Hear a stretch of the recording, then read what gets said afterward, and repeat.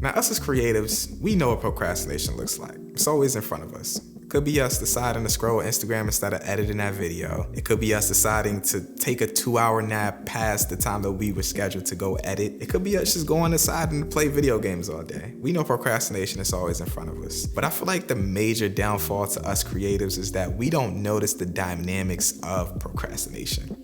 It's so many forms of it right in front of us that we don't even notice that is basically just taking us down. In this video, I want to reveal these things to you guys, and I want to help you combat these things. Because procrastination, man, procrastination is a warrior. Now, the first form of procrastination that we don't even notice is over-researching. How many of you guys have come up with an amazing idea in your mind? Maybe it's a project idea that you want to do. You're excited about it, you're hype about it. What's the first thing that you do? You go straight online and you do as much research about this thing as possible. You go through 50 different videos of people who have done similar things to this project idea that you have. You write on a long list of notes, the do's and don'ts of creating this sort of content, and then you never do it. This is a prime example of over-researching. Over-researching wastes a ton of time and it completely discourages you from wanting to create the project at all. After you see this long list of mumbo jumbo and you realize how long it could potentially take you to create this project the right way, quote unquote right way, because that's just what we do in our mind. You're completely turned off by it. You don't even want to do it anymore. It's because you over-researched it.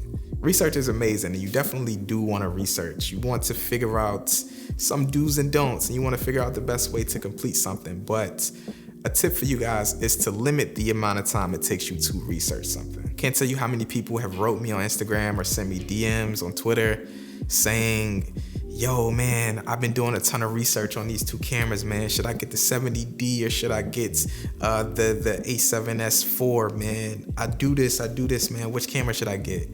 You're over-researching. Just limit the amount of time, get something, and start. That's the same with pretty much every process when it comes to being a creative. Now, the next hidden form of procrastination is work replacement. I just finished reading Turning Pro by Steven Pressfield. I believe that's his name. I'll put it up on the screen if I got it wrong. Anyways, it's a section in this book where he's talking about the shadow career that he had. Now, a shadow career is basically a career that is a lot easier and a lot simpler than what you actually want to do. He was very interested in becoming this author. He wrote a ton of books, but the fear of putting these books out had just paralyzed him to the point where it was like, okay, let me go do this because this is easier to do. And this happens with us creatives all the time. Let me put this into perspective. As a creative, regardless of what you make, whether you make books, you make films, you make YouTube videos, we create these things for some form of gratification. It could be gratification of praise. Maybe you're into the likes, the comments. It could be gratification of just work completed. For a lot of us, that's probably what it is. I completed the work.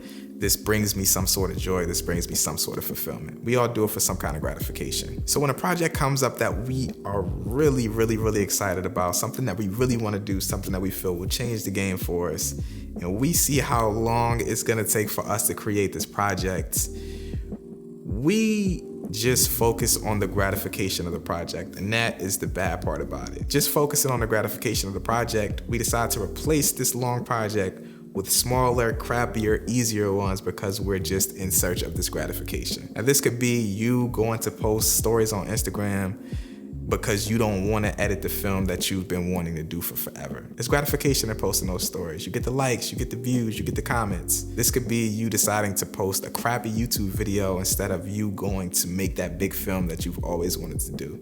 There's gratification in it. You get likes on YouTube, you get the praise, people in the comments, you get the subscribers. It's just us in search of some kind of gratification. And in search for this gratification, we decide to replace the work that we really want to do with something that's smaller, easier, and most of the time crappier. This is a dangerous one because we really don't notice it. We see ourselves working and we think, oh, we grinding, we getting popping, we doing something. But in reality, we're just procrastinating from creating that really big project that we have in our minds. Don't let smaller projects get in the way of the bigger picture.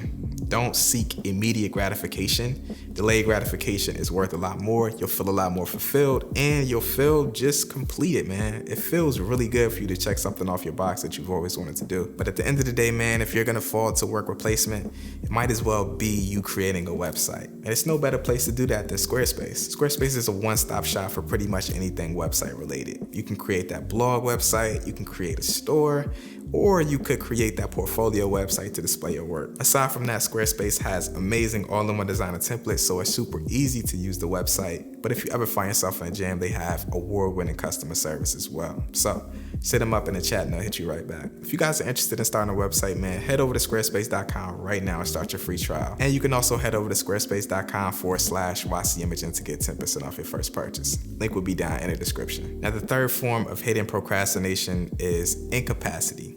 Now I'm gonna pick my phone up for this.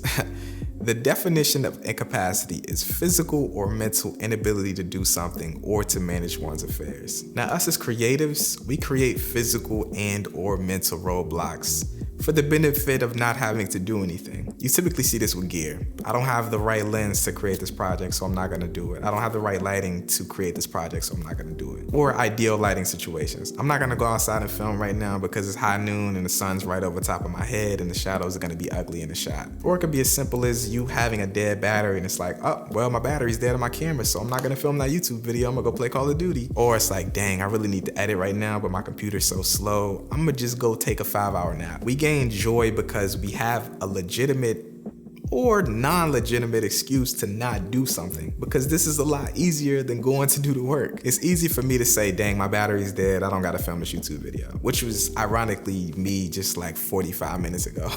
But you get what I'm saying. It's up to us to recognize incapacity and excuses and decipher the legitimate ones, even the legitimate ones and the illegitimate ones, and figure out a solution to create the work, man. At the end of the day, all of these are just hidden forms of procrastination, and procrastination, I feel, will be the downfall to a lot of us creatives, especially if we don't even notice it. A lot of these things are hidden. When you're replacing your work, you don't even notice it. You just feel like you're working. But at the end of the day, you gotta really put things into perspective. Am I doing this work because it's easier and I want this gratification? Or am I doing this work because this is my true calling and this is what I really wanna do and I'm down to put in the work and I'm down to, ride the timeline however long it takes. You gotta know procrastination, look it dead in the eyes, and just face it, man, head on. Do me a favor, man, head down to the comment section and let me know what form of procrastination gets you all the time. For me, I would say it probably would be incapacity. Like, I don't procrastinate often, but what I do is because like a quote unquote legitimate problem is in front of me. I love when the battery on my camera is dead and it's like, oh, well, I'm gonna go play Call of Duty for an hour while this charges, and then before you know it, I'm gonna Call of Duty for the next 4 hours and I never film. Let me know down in the comments which one always gets you. If you guys enjoyed this video, make sure to drop it a like. If you're new to the channel, I make content about making videos, so consider hitting that subscribe button. I'm out, guys. Peace.